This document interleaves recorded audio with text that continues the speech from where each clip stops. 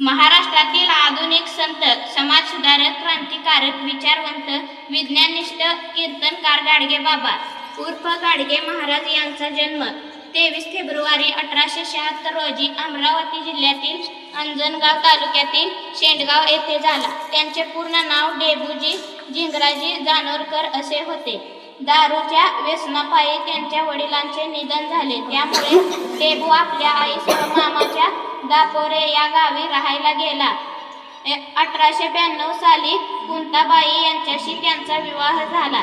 त्यांना एकूण 4 अपत्ये झाली, परंतु तरीही त्यांचे मन संसारात रमले नाही. त्यामुळे 1 फेब्रुवारी 1905 रोजी घरदार सोडून त्यांनी स्वतःला समाज प्रबोधनासाठी वाहून घेतले. अंगावर गोधडी, वजा फाटका कुडता, डोक्यावर फुटक्या खापराची टोपी, एका कानात कवडी तर दुसऱ्या कानात फुटक्या बांगडीची काच, एका हातात खराटा तर दुसऱ्या हातात गाडगे मडके असा त्यांचा पोशाख होता. त्यामुळे लोक त्यांना गाडगे बाबा अथवा गोधडे महाराज असे म्हणत. दिवसा ते खराट्याच्या सहाय्याने गावातील घाण साफ करत, तर रात्री कीर्तनाच्या माध्यमातून लोकांच्या मेंदूतील घाण साफ करत. त्यांच्या कीर्तनातून ते चोरी करू नका, व्यसन करू नका, कर्ज काढून सण साजरे करू नका, आपल्या मुलामुलींना शिक्षण द्या, देव हा दगडात नसून माणसात आहे असा उपदेश लोकांना करत असत.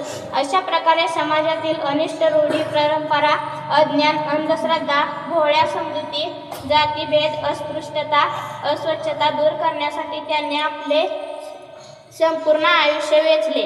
समाजकार्यासाठी 1952 साली त्यांनी श्री गाडगे बाबा मिशनची स्थापना केली.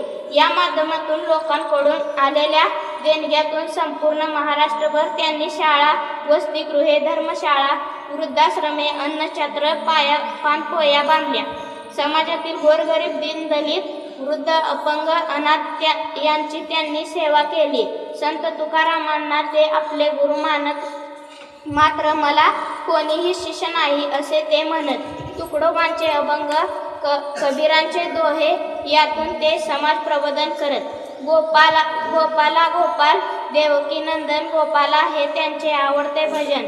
त्यांनी पंजाबराव देशमुख, कर्मवीर भाऊराव पाटील यांच्या कार्यात मदत केली. राष्ट्रसंत तुकडोजी महाराज यांच्याशी त्यांचे जिव्हाळ्याचे संबंध होते. डॉक्टर बाबासाहेब आंबेडकर त्यांना गुरुस्थानी मानत. एकदा कीर्तन चालू असताना त्यांचा मुलगा वारल्याची बातमी आली असता असे गेले कोट्यानी कोटी